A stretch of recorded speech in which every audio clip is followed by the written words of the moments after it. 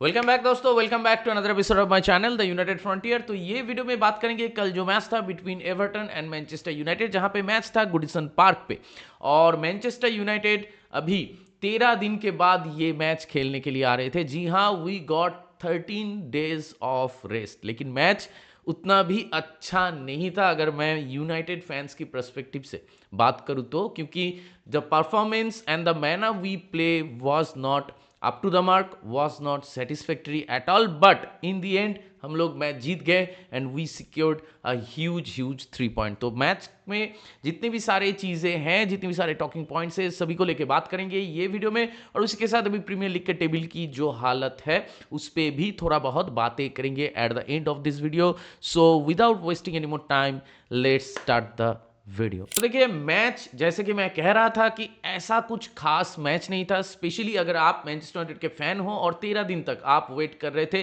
To see them play again, क्योंकि बीच में कराबाओ कप, एफए कप, ऐसे जो टूर्नामेंट्स था, जो कप गेम्स, वहां पर भी हम लोग नहीं खेल रहे हैं। और चैंपियंस लीग मतलब यूरोपियन फुटबॉल तो नहीं है इस सीजन में। तो इसीलिए we have to wait for 13 days. और उसी के साथ 13 डेज अगर किसी टीम की प्लेयर्स को, स्क्वाड को आपका टाइम मिल जाता है रेस्ट के लिए, तो उसके बाद मैच में जो एनर्जी आप एक्सपेक्ट करते हो, जो लेवल की फुटबॉल हम लोग एक्सपेक्ट कर रहे थे, क्योंकि recently under Michael Carrick we are playing a lot better. और उसके साथ हार्ड वर्किंग भी बहुत ज़्यादा कर रहे हैं ऑन द पिच, और मैच से रिजल्ट्स भी ला रहे हैं इन फेवर ऑफ अस। तो हम लोग थोड़ा सा एक्सपेक्ट तो कर रहे थे कि एवर्टन के साथ हम लोग अच्छा खेलेंगे, लेकिन मैच उतना खास नहीं था, ये बॉटम लाइन है। मतलब मैच में अगर आप क्वालिटी की बात करो तो मैच में हार्डली आपको 2-3 ऐसे मोमेंट्स की आपको याद रहेगा जहां पे हम लोग थोड़ा बहुत क्वालिटी प्रोड्यूस किए थे। अदरवाइज मैच में क्वालिटी उतना खास नहीं था।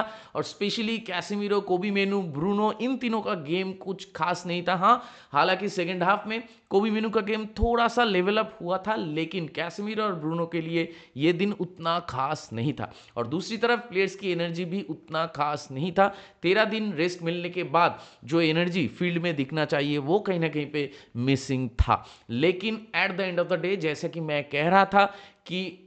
अंत भला तो सब भला, तो हम लोग eight the end of the day match तो जीत गए, 3 पॉइंट सिक्योर भी कर लिए, which is a huge huge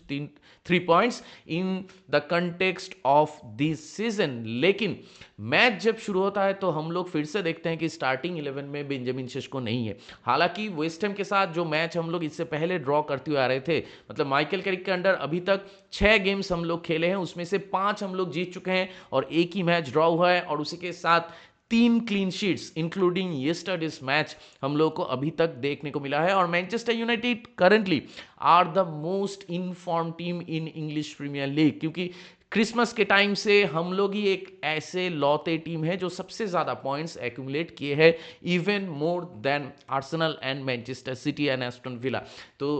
उस लिहाज से अगर देखा जाए, उस पर्सपेक्टिव से अगर देखा जाए, in the context of this season, तो we did a pretty well job. लेकिन कल का मैच, मतलब कल एक ऐसा मैच था जो मैच हम लोग वेस्ट हैम के साथ खेले थे, मैच में हम लोग बिहाइंड थे, लेकिन एंड में जाते हुए शेष्को एक गोल मार के मैच से 1 पॉइंट सिक्योर करवा देता है। तो कुछ उसी तरीके से कल वाला मैच में हम लोग गोल कंसीड नहीं किए थे। हालांकि एवर्टन एक टाइम पे देख के लग रहा था कि दे कुड हैव स्कोर्ड, लेकिन हम लोग गोल कंसीड नहीं किए थे। और उसी के साथ बेंच से फिर से हम लोग सेकेंड हाफ में शेष्को को लाते हैं, अभी थोड़ा जल्दी लाते हैं, मतलब 56-57 मिनट में हम लोग शेष्को को लाते हैं। उसके बाद एक काउंटर पे हम लोग, परफेक्ट काउंटर अटैक पे हम लोग एक बहुत ही बढ़िया गोल स्कोर करते हैं एंड बेंजामिन शेष्को फिर से गोल मारता है। तो कल वाला मैच में हम लोग भले ही अच्छा नहीं खेले, लेकिन फिर भी कल वाला मैच से हम लोग 3 पॉइंट सिक्योर कर लिए, जैसे कि वेस्ट हैम के साथ हम लोग 1 पॉइंट सिक्योर किए थे। लेकिन अगर मैच की मैं बात करूं, स्पेशली स्टार्टिंग 11 में जो टीम सिलेक्शन की अगर मैं बात करूं, तो मुझे नहीं लगता कि माइकल कैरिक को और बेंजामिन शेष्को को बेंच पे बिठाना चाहिए। हाँ, मुझे मालूम है कि वो सुपर सब की तरह बेंच से आते हुए गोल मार रहा है, बैक टू बैक मैचेस में उसने गोल मार दिया, और मैनचेस्टर यूनाइटेड के लिए ये नए साल में बहुत ज्यादा गोल भी उसने मार दिया। लेकिन वो और क्या करेगा अपने एंड से to get a start in this starting 11 of Manchester United. मतलब एक प्लेयर और क्या ही ज्यादा कर सकता है। माइकल कैरिक मतलब कल वाले मैच में ही should have started Benjamin Sesko. मतलब ऐसे ही गेम्स होते हैं, जो गेम्स आपका वेस्ट हैम के साथ था या फिर जो मैच एवे मैच था एवर्टन के साथ, तो ऐसे गेम्स में Michael Carrick should have start Benjamin Sesko. हाँ, मुझे मालूम है कि अभी हम लोग 4 एट द बैक खेल रहे हैं, तो बेंजामिन शेस्को को अगर हम लोग शुरुआत करते हैं बेंजामिन शेस्को के साथ, तो आमाद या एम्बुमो या कुनिया से एक कोई ना एक, मतलब कोई एक प्लेयर बेंच पे बैठेगा। तो मेरे ख्याल से अगर रीसेंट टाइम की अगर मैं बात करूं, तो भले ही एम्बुमो आपका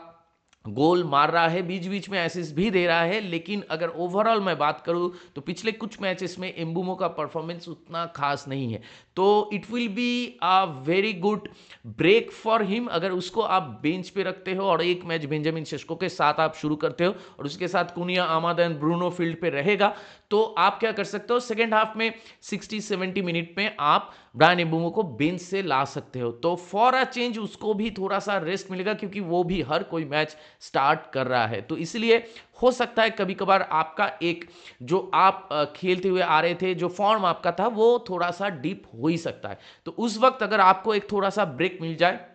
या फिर आप बेंच से आके according to the match, according to the situation of the match आप खेलते हो, तो हो सकता है कि आपका जो खोया हुआ कॉन्फिडेंस है या फिर जो थोड़ा बहुत टचेस वगैरह जो इधर उधर हो रहा है, वो कहीं ना कहीं ठीक हो जाए, क्योंकि आपके ऊपर से प्रेशर थोड़ा सा कम हो जाएगा अगर बेंजामिन शेस्को आपके जगह पे डिलीवर करने लगे, जो कि बेंजामिन शेस्को डिलीवर कर रहा है। हाँ, तो यही लॉजिक है और इसी लॉजिक के लिए मुझे लगता है कि ऐसे टीम्स, मतलब जो लो ब्लॉक डिफेंडिंग कर सकते हैं या फिर जो मतलब एक अच्छा शेप मेंटेन करते हुए डिफेंडिंग कर सकते हैं अगेंस्ट मैनचेस्टर यूनाइटेड, काउंटर पे भी मतलब डिफेंडिंग अच्छा कर सकते हैं या फिर थोड़ा बहुत फिजिकलिटी लाते हैं डिफेंडिंग में एंड मिडफील्ड में, तो ये सारे टीम्स के अगेंस्ट में मेरे ख्याल से शेस्को को शुरू करना चाहिए। अगर आप टॉप 6 टीम के साथ खेल रहे हो तो on the situation of that match और उसी के साथ जो फॉर्म रहा हम लोगों का, उस फॉर्म को कंसीडर करते हुए आप फर्स्ट 11 में बेंजामिन शेस्को को खिला सकते हो या फिर नहीं भी खिला सकते हो। लेकिन जो अभी करेंट फॉर्म है शेस्को का और हम लोग जैसे फुटबॉल खेल रहे हैं, तो उस पे शेस्को का इंपैक्ट साफ साफ दिख रहा है। तो इसीलिए अगले मैच में, जो मैच आपका क्रिस्टल पैलेस के साथ है ओल्ड ट्रैफर्ड में, तो वो मैच में बेंजामिन शेस्को के साथ आपको शुरू करना चाहिए। ब्रायन एम्बुमो को मेरे ख्याल से आप थोड़ा सा बेंच पे बिठाओ और सेकंड हाफ में उसको फ्रॉम द बेंच लाओ। तो ये अगर होता है तो मेरे ख्याल से वो चीज़ सही होगा। और एक चीज़ है कि कल का मैच हम लोग उतना अच्छा नहीं खेल पा रहे थे, उसका और एक रीज़न ये है कि लिसांद्रो मार्टिनेज एक माइनर इंजरी की वजह से कल का मैच नहीं खेला। तो लिसांद्रो मार्टिनेज अगर नहीं खेलता है, वो बंदा बहुत ही बढ़िया डिफेंडिंग करता है हम लोगों के लिए, और उसके साथ लिसांड्रो मार्टिनेज का जो लाइन ब्रेकिंग जो पासेस है, जो लॉन्ग पासेस हैं और जो उसका बढ़िया डिस्ट्रीब्यूशन है, वो चीज़ कहीं ना कहीं हम लोग कल वाले मैच में मिस कर रहे थे। Harry Maguire did more than enough, क्योंकि अगर हम लोग क्लीन शीट रख रहे हैं और एवे मैच एवर्टन जैसे टीम के साथ, क्योंकि एवर्टन के साथ सभी को मालूम है हम लोग ओल्ड ट्रैफर्ड में विथ 10 मैन एवर्टन हम लोग उनको हरा नहीं पाए, तो इसलिए कहीं ना कहीं थोड़ा सा तो प्रेशर था। और दूसरी तरफ चेल्सी अपना पॉइंट्स ड्रॉप कर चुके थे, लिवरपूल अपना मैच जीत गया था, तो हम लोगों को अपना मैच, ये मैच तो जीतना ही था, क्योंकि इससे पहले वाला मैच वेस्ट हैम के साथ हम लोग ड्रॉ करते हुए आ रहे थे। तो अगर टॉप 4 के लिए हम लोग पुश करते हैं तो ये मैच से रिजल्ट्स निकालना हम लोग के लिए बहुत इंपॉर्टेंट था, इसलिए थोड़ा बहुत प्रेशर तो था। और let be honest, Everton away game is not an easy match, तो इसीलिए कल वाले मैच में लिसांद्रो मार्टिनेज का ना होना कहीं ना कहीं हम लोग के लिए एक खराब चीज़ हो गया। और दूसरी तरफ एवर्टन के लिए मतलब थोड़ा सा बेहतर हो गया कि लिसांद्रो मार्टिनेज, जो कि एक बहुत ही बढ़िया आप कह सकते हो कि बॉलर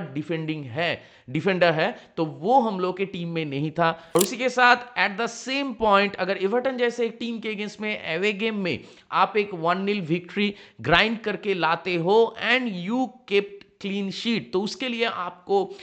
थैंक यू कहना होगा आपके इंटर डिफेंसिव यूनिट को और उसके साथ आपके गोलकीपर को। जी हाँ, we got a gem of a player in Senne Lammens. जी हाँ, शॉन लेमेंस आने के बाद से मैनचेस्टर यूनाइटेड फैंस की जिंदगी बदल गया और वो चीज़ आप कहीं ना कहीं फील कर रहे हो, मैं भी कर रहा हूं, and it is quite obvious and it is quite normal, क्योंकि हम लोग इससे पहले जो दर्दनाक गोलकीपिंग देखते हुए आ रहे थे पिछले 2-2.5 साल से, उस चीज से हम लोग को फाइनली छुटकारा मिल गया और एक ऐसा गोलकीपर हम लोगों को मिला है जो प्रेशर सिचुएशन में भी मतलब चीज़ों को इतना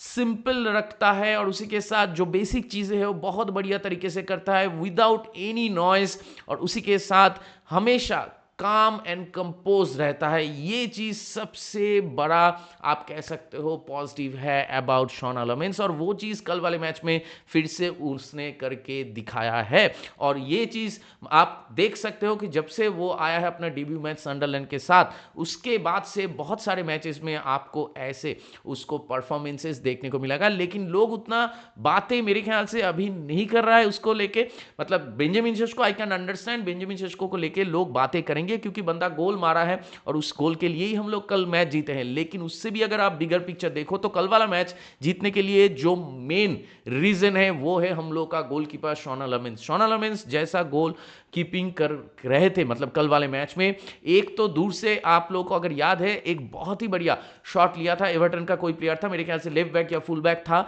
लेकिन वहां पे शॉन लेमेंस एक बहुत ही आउटस्टैंडिंग सेव निकालते हैं। और उसके बाद मैच अगर आप देखो तो आपको पता है कि आपका मतलब दिल का धड़कन कितना बढ़ गया था मैच के आखिरी 10-15 मिनट में, क्योंकि हम लोग एक के बाद एक कॉर्नर्स का मतलब कॉन्सीड कर रहे थे। और अगर आप 9 to 10 कॉर्नर्स 10-15 मिनट के स्पेल में आप अगर कॉन्जिक्यूटिव कॉर्नर्स कॉन्सीड करते हो तो मतलब चल क्या रहा है ग्राउंड में ये चल रहा है कि एवर्टन कोशिश कर रहे हैं और हम लोग बॉल को सिर्फ क्लियर कर रहे हैं, हम लोग वहां से एक काउंटर अटैक नहीं कर पा रहे, या फिर बॉल को वो जो प्रेशर रिलीज करना होता है coming out of from our box, वो चीज हम लोग नहीं कर पा रहे थे क्योंकि एवर्टन उतना ज्यादा प्रेशर क्रिएट कर पा रहे थे और उसके साथ इधर उधर से शॉट मारने की कोशिश कर रहे थे तो बॉल डिफ्लेक्ट होके या फिर हम लोग ब्लॉक कर रहे थे, हेडर से बॉल को क्लियर कर रहे थे या फिर हाफ क्लियर कर रहे थे, तो इसके चलते बैक टू बैक 7-8 कॉर्नर्स तो हम लोग कंसीड कर लिए। तो इस सिचुएशन में जहां पे आप 1-0 मैच जीत रहे हो और आप मतलब डिफेंडर्स एकदम एड में जाते हुए हम लोग एम्बुमो को भी सब्स्टिट्यूट कर लेते हैं, कुनिया को भी सब्स्टिट्यूट कर लेते हैं और भी ज्यादा डिफेंडर्स को हम लोग मैच में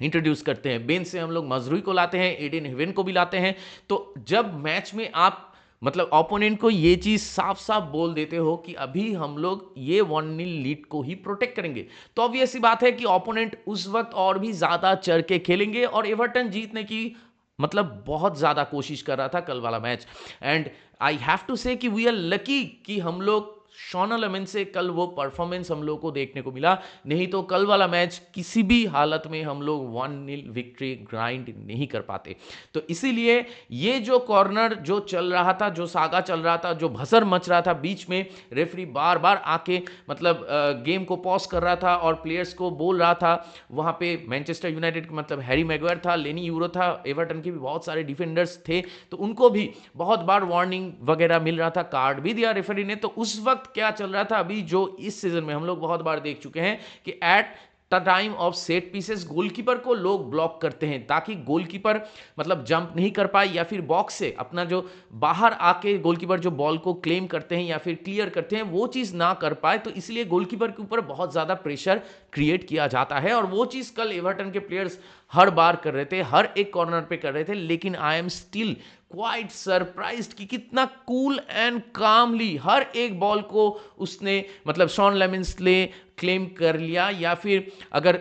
फिस्ट करना है तो फिस्ट आउट भी किया है, जो इस बॉल को फिस्ट आउट करना चाहिए उसी को ही किया है, अननेसरी उन्होंने की तरह कोई भी बॉल को मतलब फिस्ट आउट नहीं किया है। और जो टाइमिंग, जो कंपोजर और जो मैनर में जो कूल एंड कंपोज्ड हेड वो कैरी करता है थ्रू आउट द मैच और उसी के साथ जॉब डन करता है from his end and with the entire defending unit, जिसको आपको क्रेडिट देना होगा। लेनी यूरो, आपका Harry Maguire, Luke Shaw, Diogo Dalot, at times Diogo Dalot fumble कर रहा था, लेकिन फिर भी अगर ओवरऑल मैं बात करूं तो our defenders had a brilliant day. और उसी के साथ हर कोई प्लेयर मतलब जो डिफेंडिंग डिपार्टमेंट में थे इंक्लूडिंग द गोलकीपर, वो लोग बहुत ही बढ़िया खेले हैं। हम लोग हमेशा वो रिजिलियंस शो किए हैं, वो कैरेक्टर शो किए हैं, और उसी के साथ वो जो डिसिप्लिन की हम लोग बात करते हैं एट द बैक, वो भी हम लोग एवर्टन के साथ बहुत ही अच्छी तरीके से एग्जीक्यूट कर पा रहे थे। तो इसीलिए कल वाला मैच में 1-0 का विक्ट्री हम लोग eight the end of the day grind कर पाए, क्योंकि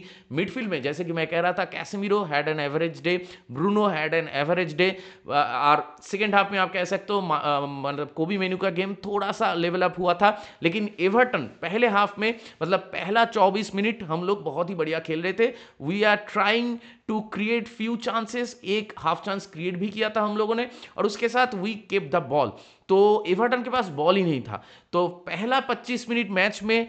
it was all Manchester United. उसके बाद रिमाइंडर ऑफ द हाफ, मतलब अगला 20 मिनट तक it was an even game, क्योंकि तब एवर्टन भी चांस के लिए कोशिश कर रहे थे, हम लोग भी चांस बनाने के लिए कोशिश कर रहे थे, लेकिन at the end of the day first half की अगर मैं लास्ट 20 मिनट की बात करूं तो वहां पे मैनचेस्टर यूनाइटेड भी थोड़ा सा केजी फुटबॉल खेल रहा था और एवर्टन भी थोड़ा सा केजी फुटबॉल खेल रहा था। At the time and at times midfield में दोनों ही टीम बहुत ही स्लॉपी पासिंग की वजह से, अनफोर्स एरर की वजह से बॉल लूज कर रहे थे। तो ये था आपका फर्स्ट हाफ का सिनेरियो। लेकिन सेकेंड हाफ में जब मैच शुरू होता है तो फ्रॉम द मिनट 1 मतलब 46 मिनट से एवर्टन अपर हैंड से मैच शुरू करते हैं और पहले 30 मिनट में 2-2 कॉर्नर एवर्टन को मिल जाता है और उसके बाद एवर्टन बहुत ज्यादा प्रेशर क्रिएट करते हैं और जो लॉन्ग शॉट की मैं बात कर रहा था वो भी आया आपका 56 मिनट्स के आसपास। तो वहां पे शॉन लमेंस बहुत ही बढ़िया सेव निकालता है। तो सेकंड हाफ में एवर्टन वर द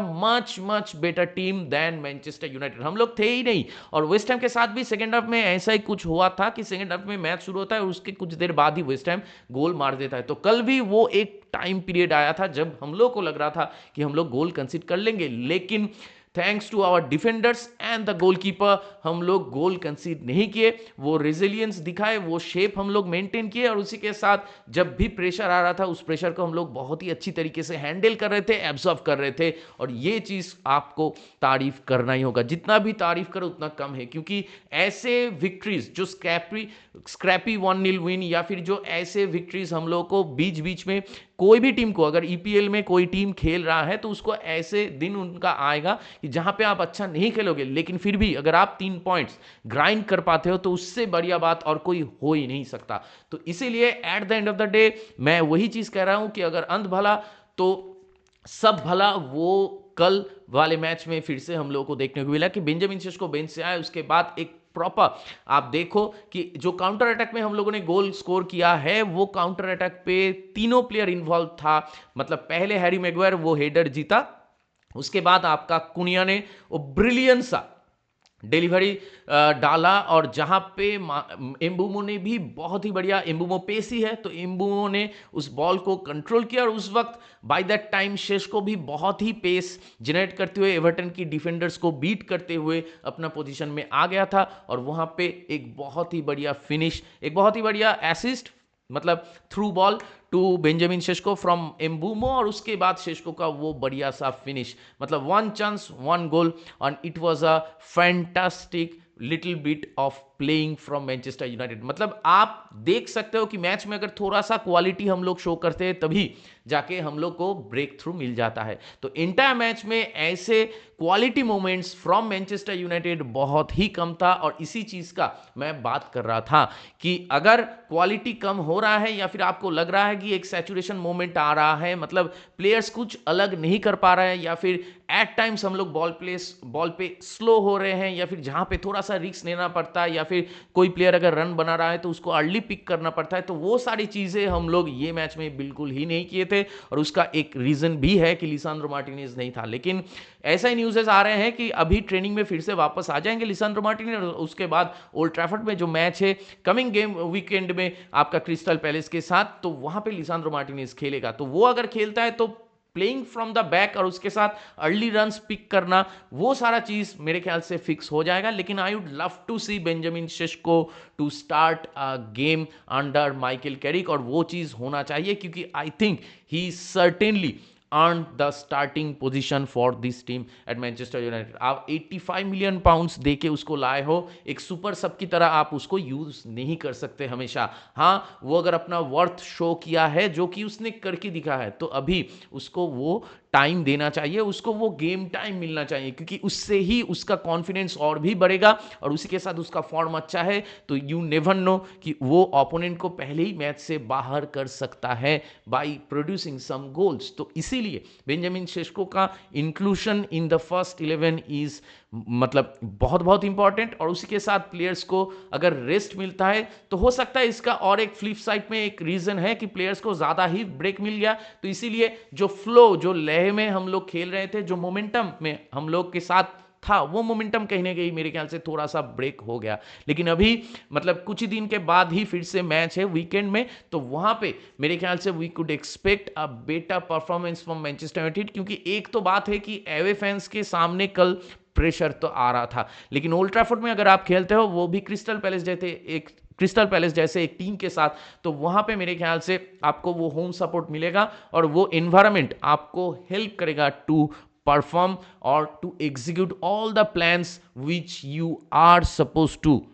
तो इसीलिए मुझे लगता है कि हम लोग एक अच्छा गेम एक्सपेक्ट कर सकते हैं in the coming weekend against Crystal Palace. लेकिन as a Manchester United fan I would want Benjamin Sesko to get a start this time around, और जो कि होना चाहिए। माइकल कैरिक के अंडर चीज़ें ठीक हैं, लेकिन अगर टैक्टिकली हर कोई मैच को मैं एनालाइज करना चाहूं तो वहां पर भी बहुत सारे पॉजिटिव्स एंड नेगेटिव्स हैं। ऐसा नहीं है कि माइकल कैरिक को सब कुछ पता है और माइकल कैरिक के अंडर हम लोग बहुत ही बढ़िया कर रहे हैं, तो इसका मतलब ये नहीं कि रूबेन अमोरिम के अंडर कुछ फाउंडेशन मतलब क्रिएट हुआ ही नहीं था। रूबेन अमोरिम के अंडर वो सिस्टम, वो मेंटालिटी, वो ड्रेसिंग रूम में जो टुगेदरनेस, ये सारी चीज़ों में रूबेन अमोरिम काम कर रहा था और भी ज़्यादा डिफिकल्ट चीज़ों को लेके रूबेन अमोरिम डील किया था। आप सोच के देखो, रूबेन अमोरिम जो टीम को इनहेरिट किया था, उस टीम में और इस टीम में कितना डिफरेंस है, मतलब mentally, physically and playing wise. तो उसके लिए आपको रूबेन अमोरिम को वो क्रेडिट देना होगा। माइकल कैरिक ने टुक ओवर करने के बाद माइकल कैरिक के अंडर चीज़ें अच्छा हो रहा है, लेकिन टैक्टिकली